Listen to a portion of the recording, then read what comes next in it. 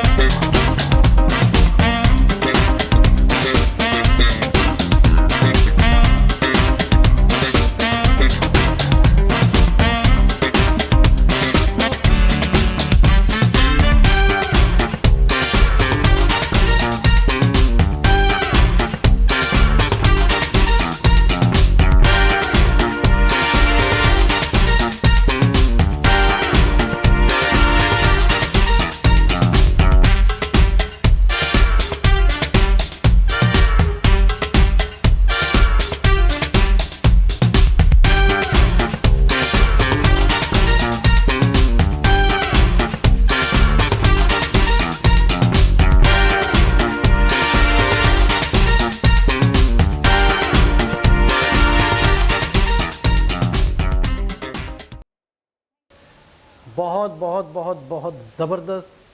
हमने बहुत आलीशान। बहुत पहले भी वीडियो देखी थी जिसमें बहुत सारी लग्जीरियस ट्रेन थी, जिसमें बहुत सारी राजस्थान भी थी, महाराजा भी थी, और इस तरह की मतलब है कि हाँ। अच्छा, रामायण तो फिर एक और ही अलग मतलब धार्मिक अभी एक्सपेंसिव की बात कर रहे हैं, हाँ कॉस्टली। बिल्कुल ऐसा ही है। तो इसकी कॉस्ट इसमें नहीं बताई गई, लेकिन इसके अंदर का इंटीरियर बताया गया। अच्छा अब तो देखकर अच्छा मैं मुझे वैसे ही आइडिया हो चुका है कि बहुत अच्छा ऐसा लग रहा है, ज़्यादा कॉस्टली होगा। ऐसा लग रहा है कि प्रॉपर एक 5 स्टार होटल पटरी पे चल रहा है, ठीक है। अच्छा, स्टाफ बहुत ही डिसेंट, साफ़ सुथरे तरीके से, उनका कल्चर, उनका प्रेजेंटेशन।